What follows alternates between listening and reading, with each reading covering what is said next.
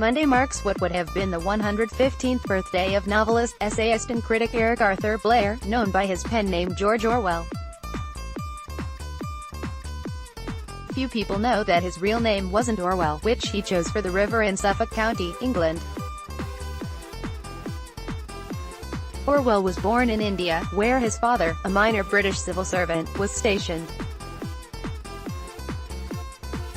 His mother, who was half French, brought him and his older sister to England when Orwell was about a year old, while his father stayed in India. He and his siblings rarely saw their father, and the two were not close.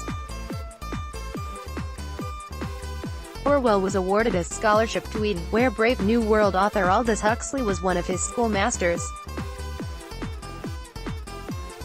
Orwell's first book, Down and Out in Paris and London, published in 1933, was based on some of his own experiences living in both cities. His first novel, Burmese Days, was published a year later, in 1934, when he was in his early 30s.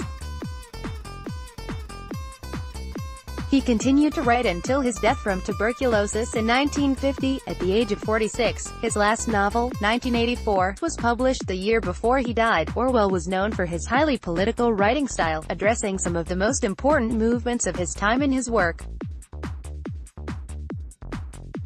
Orwell was also a journalist and worked for the BBC before he became an editor at the Tribune newspaper.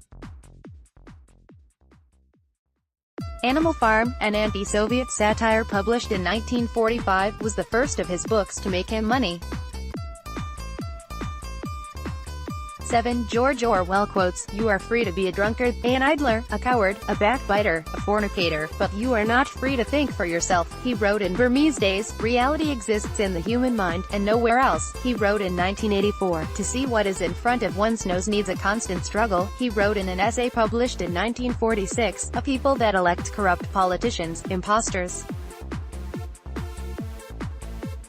thieves and traitors are not victims, but accomplices," he wrote in the 1940s, according to a book of his letters and essays. "Perhaps one did not want to be loved so much as to be understood," he wrote in 1984. "The further a society drifts from truth, the more it will hate those who speak it," he wrote on Truth. "The end was contained in the beginning," he wrote in 1984.